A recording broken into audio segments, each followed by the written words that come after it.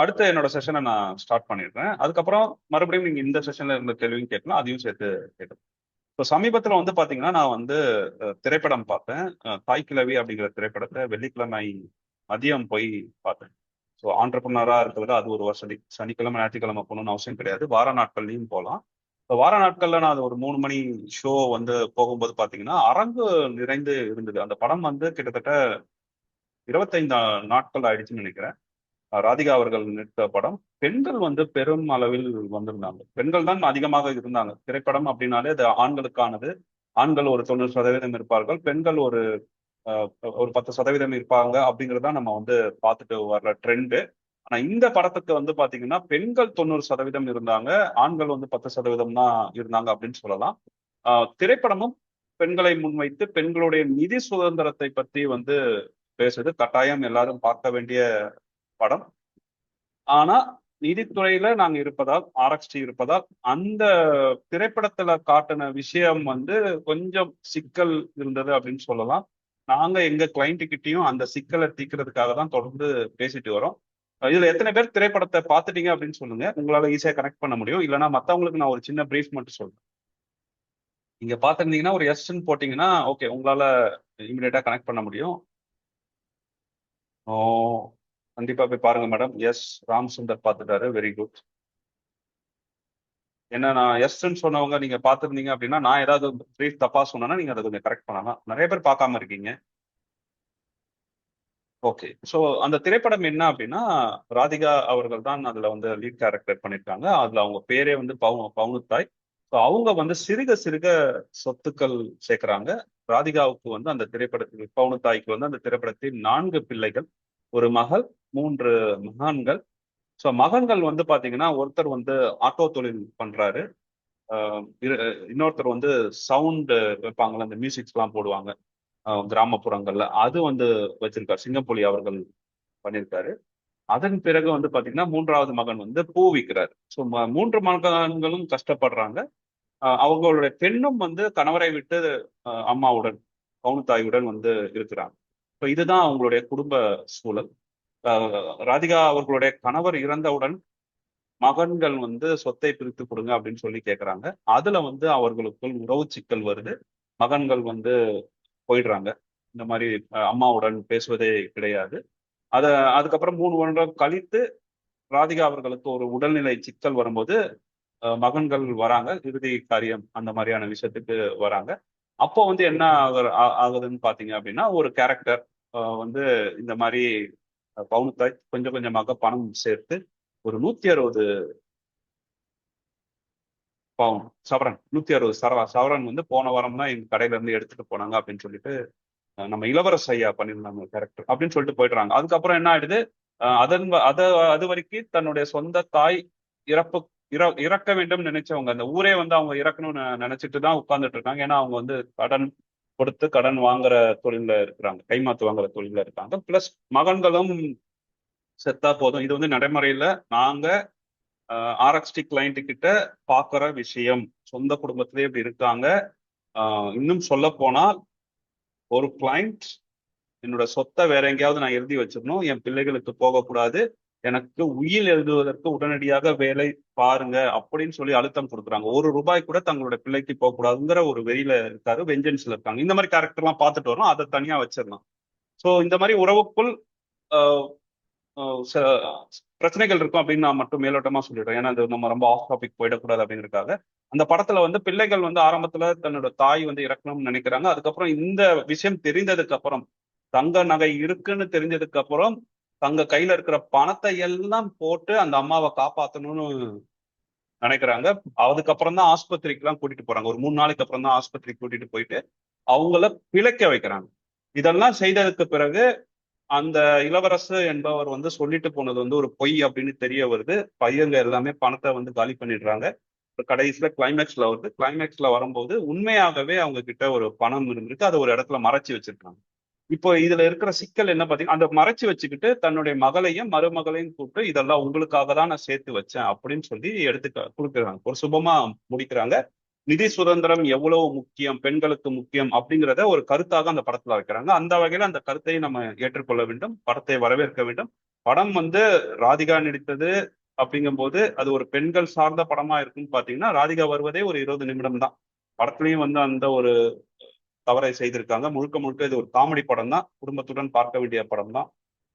கண்டிப்பா படத்தை பாருங்க. இதுல இருக்கிற சிக்கல் என்ன அப்படின்னா, நிதி சார்ந்த சிக்கல். அந்த கேரக்டர் நம்ம கூட பொருத்தி பார்க்கலாம். பணம் சம்பாதிக்கிறோம், அசட் கிரியேட் பண்றோம். அந்த அசட்டை வச்சு நாமும் வாழ்றது இல்ல, அடுத்தவர்களையும் வாழ விடுவதில்லை. அந்த படத்திலேயே வந்து மிக அழகாக, ஏன்னா பிள்ளைகள் வந்து ஒரு குடித்து கொண்டோ வீணாக செலவு செய்துட்டோ அந்த மாதிரியான ஒரு கேரக்டராக எங்கேயுமே காட்டப்படலை. கஷ்டப்பட்டு உழைக்கிறாங்க. ஆனா அப்படி கஷ்டப்பட்டு உழைக்கும் போது ஆட்டோவும் வந்து கடன்ல தான் வாங்கியிருக்காரு. ஒரு நாள் போலனாலும் அவர் கஷ்டப்பட்டு தான் இருக்கும்போது தாயாக இவங்க கொஞ்சம் பணத்தை கொடுத்துருக்கு. அந்த படத்துல காட்டுற தொகை வந்து பல கோடிக்கு. நான் வந்து ஒரு ஸ்பாய்லரா இருக்கக்கூடாதுங்கிறதுக்காக கொஞ்சம் கட் பண்ணி உடைச்சு உடைச்சு பேசுறேன். பட் அது வந்து கோடிக்கணக்கான பணம் இருக்கிற ஒரு நகை வந்து வச்சிருக்காங்க, ஒரு ஒரு இடத்துல வச்சிருக்கிறாங்க. அப்படி வச்சிருக்கிற பணத்தை வந்து தங்களுடைய மகன்களுக்கு உரிய நேரத்துல கொடுத்திருந்தாங்கன்னா அவங்க வாழ்க்கை தரம் உயர்ந்திருக்கும். அவங்க வாழ்க்கையில இன்னுமே அடுத்தடுத்த கட்டங்களுக்கு போயிருப்பாங்க. அது எதுவுமே பண்ணாம பணத்தை போய் ஒரு இடத்துல பூட்டி வச்சிருக்காங்க. அஹ் இவங்களும் வந்து சாக கிடக்குறாங்க. இவங்க சாக கிடக்குறாங்க. அந்த நேரத்துல ஒரு பணம் தேவைப்படுது. அந்த பணம் கூட இவர்கள் சேர்த்து வைத்த சொத்துல இருந்து எடுத்து கொடுக்க முடியாத ஒரு நிலைமையில இருந்திருக்காங்க. அதையும் வந்து அந்த படத்துல வந்து ஒரு கடன் வாங்கி ஏதோ ஒரு வகையில வந்திருக்கு. அப்படி வரலன்னா இவங்க இறந்திருப்பாங்க. இவங்க இறந்திருந்தாங்கன்னு என்ன இருக்குன்னா, இவங்க ஒளிச்சு வச்சிருக்கிற இடம் வந்து யாருக்குமே தெரியாம போயிடும். யாருக்குமே பயனற்று போயிடும். இப்போ இது ஒரு திரைப்படம் அப்படிங்கிறதுனால நம்மளால ஈஸியா கமெண்ட் பண்ண முடியுது.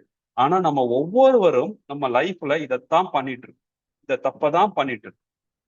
நம்ம கிட்ட கேஷ் ஃப்ளோ இல்லாம நம்ம பாத்துக்கிறோம். எல்லாமே சொத்தா வாங்கி போடுறோம். ஒண்ணு நிலமா வாங்கி போடுறோம், இல்ல தங்கமா வாங்கி போடுறோம். ஷேர் மார்க்கெட் தெரிஞ்சவங்க, மியூச்சுவல் ஃபண்ட்ஸ் தெரிஞ்சவங்க ஷேரா வாங்கி போடுறாங்க, மியூச்சுவல் ஃபண்ட்ஸா வாங்கி போடுறாங்க. அசட் ரிச்சா இருக்கும், பட் கேஷ் புவரா இருக்கும். இப்ப அது கூட தப்பு கிடையாது. ஆனா நம்ம ஒவ்வொரு வாழ்நாளையும் கடினப்பட்டு வச்சிருக்கோம். கடினப்பட்டு அதாவது அந்த இடத்துல அந்த படத்துல பவுல் அப்படிங்கிறது ஒரு கேரக்டர், மகன்கள் அப்படிங்கிற ஒரு கேரக்டரா நம்ம பிரிச்சு பார்க்கலாம், அறிவுரைகள் சொல்லலாம். ஆனா இந்த ரெண்டு கேரக்டரும் நமக்குள்ளேயே இருக்கு. நாம சம்பாதிக்கிறத நாம அனுபவிக்கிறதுக்கே நமக்கு வழி தெரியும். ஸோ இது வந்து ஒரு பெரிய உளவியல் சிக்கலா இருக்கு, சமூக சிக்கலா இருக்கு அப்படின்னு சொல்லலாம். ஏன்னா நீங்க வந்து பணத்தை செலவு பண்ணா மட்டும்தான் அடுத்தடுத்த கட்டங்களுக்கு போக முடியும். பணத்தை எடுத்து ஒரு இடத்துல புதைச்சி வச்சுட்டீங்க அப்படின்னா அதை நீங்களும் அனுபவிக்க மாட்டீங்க, உங்க தலைமுறையும் அனுபவிக்காது, உங்க குடும்பமும் அடுத்தடுத்த கட்டங்களுக்கு போகாது. அந்த படத்திலேயே பார்த்தா தெரியும், எக்ஸ்போஷர் கிடைக்காமல் அந்த குடும்பம் அதே நிலையில தான் இருக்கு. பணத்தை வச்சுட்டு மட்டுமே நம்ம பெரிய விஷயங்களை இங்க சாதிச்சிட முடியாது. அதை வந்து நம்ம புரிஞ்சுக்கணும். நமக்கு நெட்வொர்க் எவ்வளவு முக்கியமோ அதே அளவுக்கு எக்ஸ்போஷர் ரொம்ப முக்கியம். பல இடங்கள்ல நம்ம வந்து நெட்வொர்க் ஏற்படுத்தி கொடுத்துடுவோம்.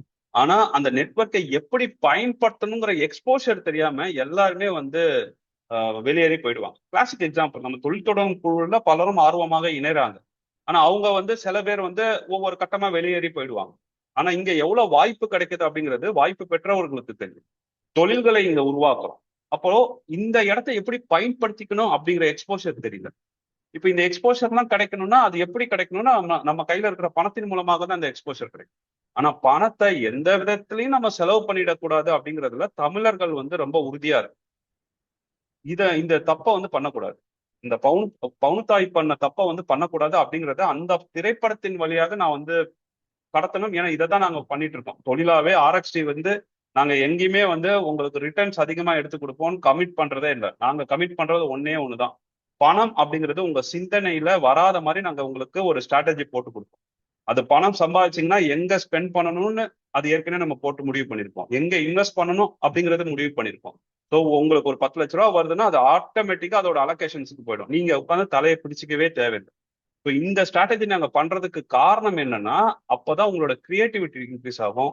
கிரியேட்டிவிட்டி இன்க்ரீஸ் ஆனாதான் ப்ரொடக்டிவிட்டி இன்க்ரீஸ் ஆகும். ப்ரொடக்டிவிட்டி இன்க்ரீஸ் ஆனாதான் பணத்தை நீங்க தேடி போக தேவையில்ல, பணம் உங்களை தேடி வரும். உங்களால ஒரு எக்கோ சிஸ்டமை கிரியேட் பண்ண முடியும். இப்போ இந்த ஒரு மெசேஜை நான் வந்து அந்த படத்தின் மூலமா கடத்தணும்னு நினைச்சேன். படம் பார்த்தவங்க நான் சொன்னது வந்து புரிஞ்சிருக்கும்.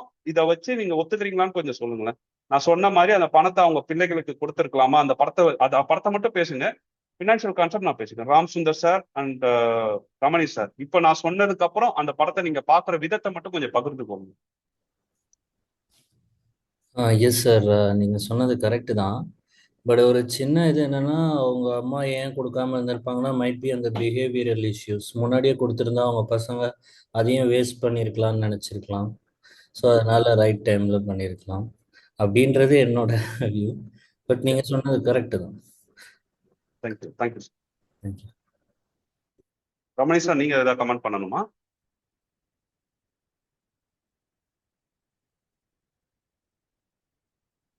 ஓகே, அவரால் பேச கூடிய சூழல் இல்லாம இருக்கலாம். இது எல்லாமே சப்ஜெக்டிவ் தான். நம்ம வந்து ஒருத்தவங்க வந்து எமோஷன்ஸ் தான் நமக்குள்ள வரும். நம்ம வந்து பணம் கொடுக்க வேண்டிய சூழல்ல இருப்போம். ஆனா நான் கொடுக்க மாட்டேன், இவனுக்கு எதுக்கு நான் கொடுக்கணும்? இது பாக பிரிவினையிலையும் பார்க்கலாம். நமக்கு வந்து ஒரு விஷயம் தேவைப்படாம இருக்கலாம், இருந்தாலும் அவனுக்கு எப்படி நான் விட்டு கொடுப்பேன் அப்படிங்கிற அந்த ஈகோவால தான், அந்த எமோஷன்ஸால தான் நம்ம நிறைய தப்புகளை பண்ணோம். அது எப்போதுமே நம்ம வளர்ச்சியை தடைப்படுகின்ற எந்த ஒரு விஷயத்தையுமே செய்யாம இருப்பது நல்லது.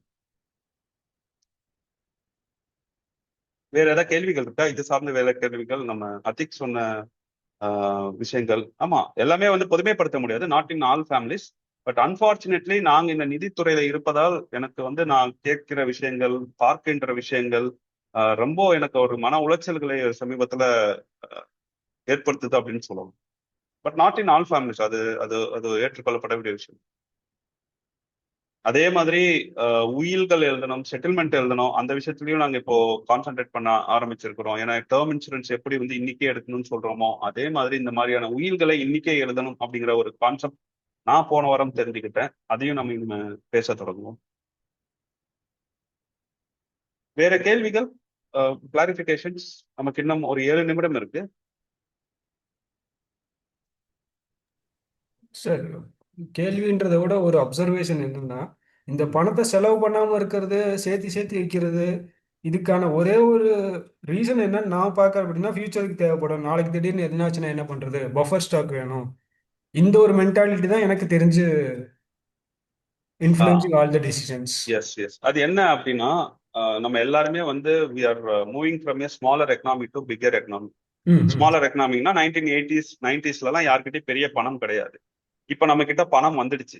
ஆனா ம். என்னன்னா, மனசுல இன்னும் பயம் இருக்கு. நம்ம பழைய நிலைமைக்கு போயிடுவோமா அப்படின்னு ஒரு பதட்டம் இருக்கு. இப்ப கரெக்ட். அதுதான் சிக்கலுக்கான காரணம். இது வந்து உளவியல் சிக்கல். இதை வந்து நம்ம மெனக்கெட்டு இதை உடைக்கணும். அப்படி நம்ம ம். மெனக்கெட்டு உடைக்கவில்லை அப்படின்னா நம்ம வந்து வளர்ச்சி அடைய முடியாது, நம்ம தலைமுறையும் வளர்ச்சி அடைய முடியாது.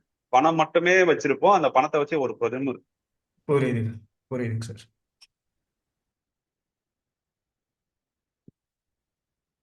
பாலா சார், சொல்லுங்க சுந்தர் சார். அந்த மூவில நான் வந்து ஒரு ரிவ்யூ பார்த்தேன். அவங்க ஆக்சுவலா வந்து அவங்க பணத்தை வந்து பெருக்குறாங்க. எப்படி பெருக்குறாங்க? வட்டிக்கு விட்டு பெருக்குறாங்க இல்லையா? ம், ஆமா.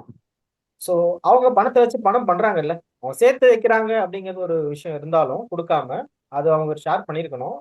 அட் த ரைட் டைம் கரெக்டான. நான் படம் பார்க்கல. ஏன்னா தப்பான ஆளுகிட்ட பணம் போகக்கூடாது. மேபி அவங்க பசங்களா இருந்தாலும் கூட அவங்க பணத்தை கொடுத்தோன்னா விரயம் பண்ணிடுவாங்க அப்படிங்கிற காரணத்துக்காக அவங்க ஹோல்ட் பண்ணியிருக்கலாம்.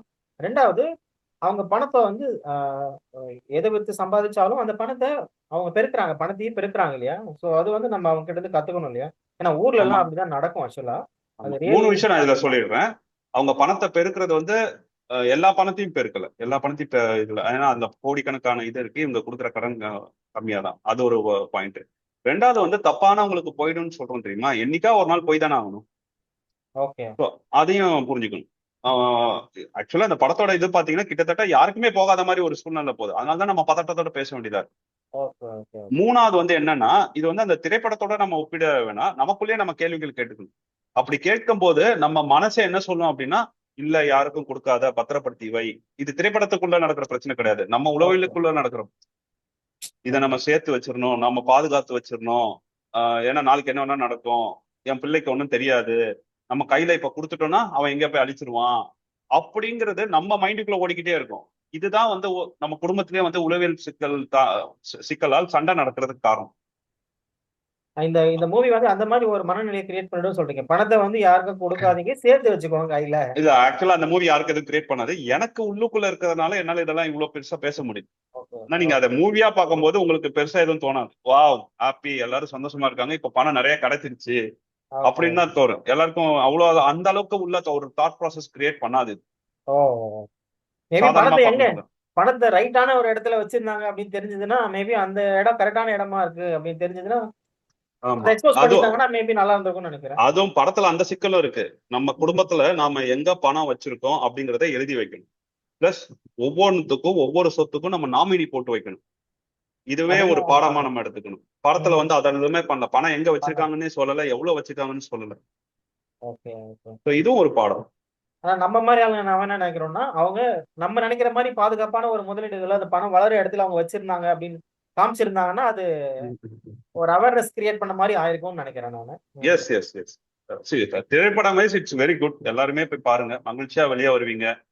குடும்பத்துல இருக்க பெண்கள் இன்னும் மகிழ்ச்சியா வருவாங்க, இன்னுமே வந்து அறிவு பெறுவாங்க, நிதி சுதந்திரத்தோட முக்கியத்துவத்தை பெறுவாங்க.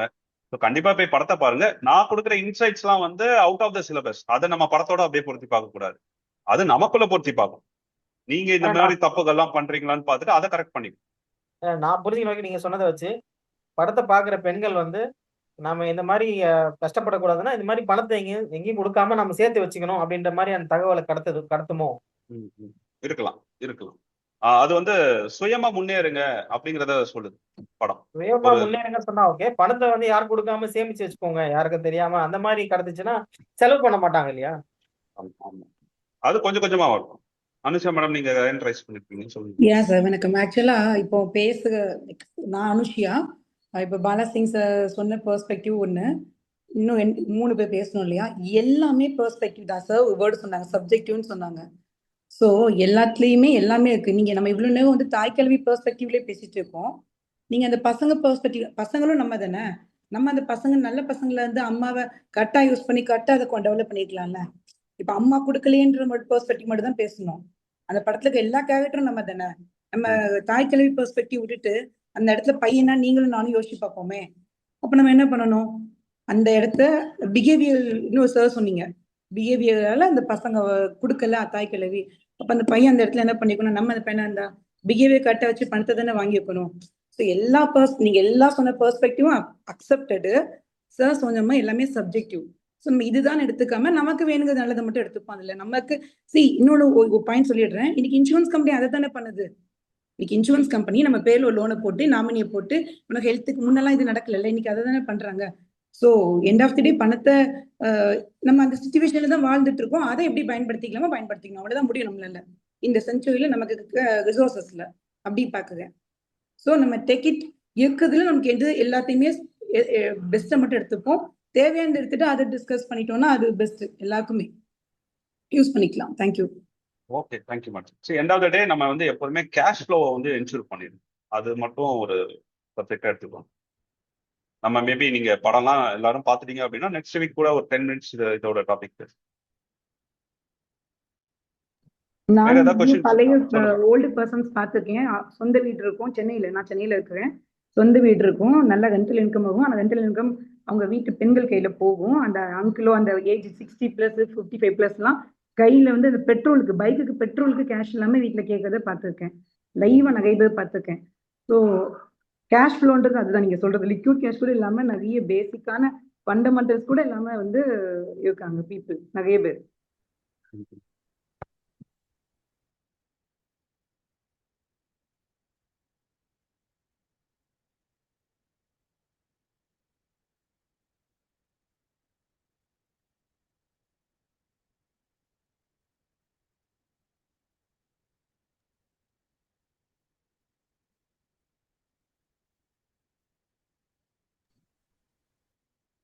செல்லும் மாஸ்டர் ஹேண்ட் ரைஸ் பண்ணியிருக்காங்களா?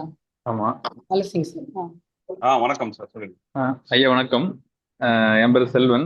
லெமோரியா தற்காப்பு கலை கல்லூரி அப்படின்னு சொல்லி ஒன்று நிர்வாகம் பண்ணிட்டு இருக்கிறோம். பாத்தீங்கன்னா இந்த படத்தை பற்றி பேசும்போது வந்து பாத்தீங்கன்னா இது பாத்தீங்கன்னா நம்ம சாதாரண ஒரு மீட்டிங் மாதிரி இல்லாம நம்ம சிந்தனையில பதிய வைக்கிறது மாதிரி ஒரு செய்தியை எடுத்து எல்லாத்துக்கும் ஷேர் பண்ணீங்க. அதுக்கே ரொம்ப நன்றி. நீங்க அந்த சொன்ன விதம் அப்படிங்கிறது எல்லாத்தையும் மனசுல பதிய வைக்கக்கூடிய ஒரு சிந்தனையை தரக்கூடிய ஒரு செய்தியை எடுத்து பேசுனீங்க. அதுக்கே வாழ்த்துக்கள்.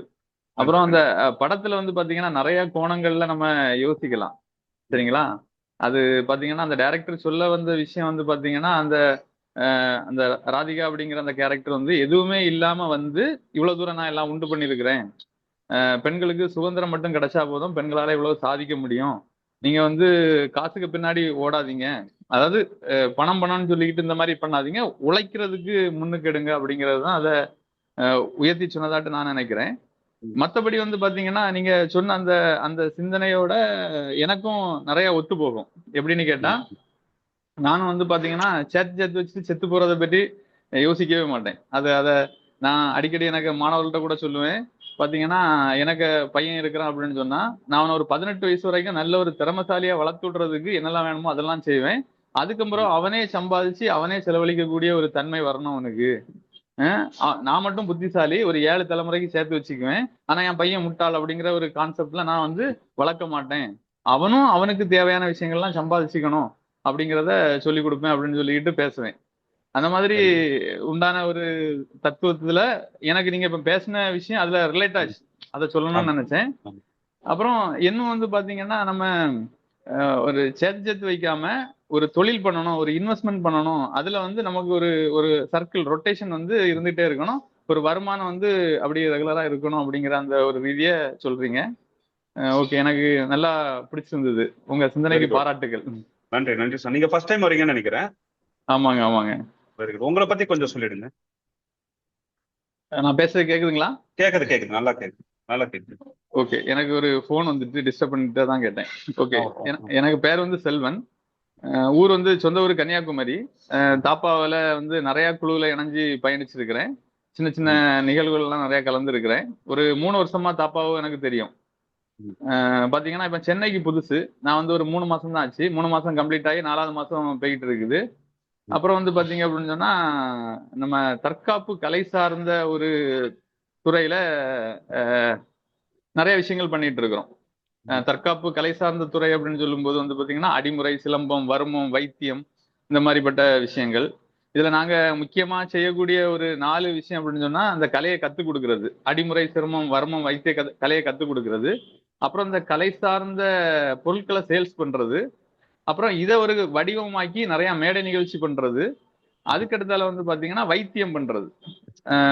அந்த மசாஜ் மாதிரி, அந்த காலுக்கு எல்லாம் வலி, கழுத்து வலி, இந்த மாதிரிப்பட்ட இதுக்கெல்லாம் இது சின்ன அளவுல இல்லாம பெரிய அளவுக்கு பண்ணிட்டு இருக்கோம்.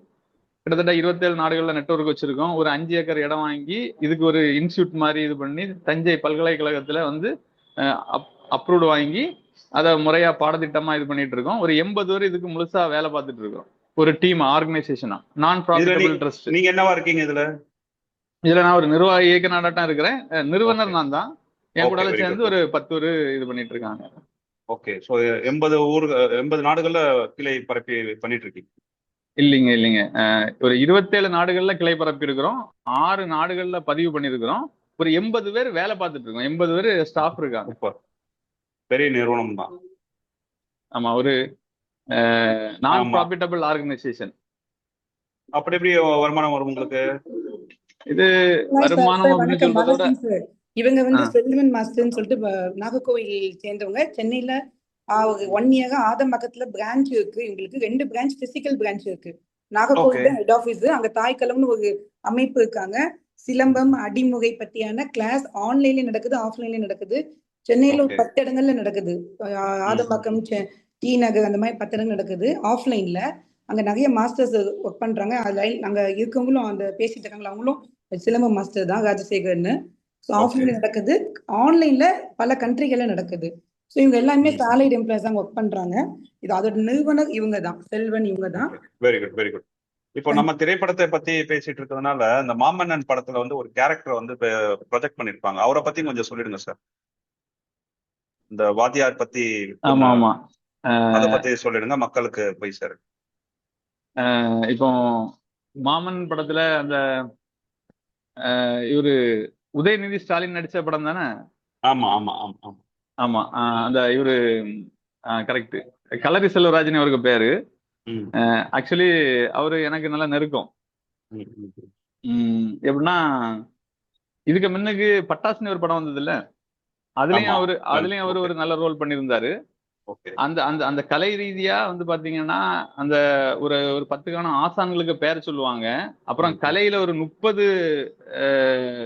36 முறையான அடவுகளை சொல்லுவாங்க.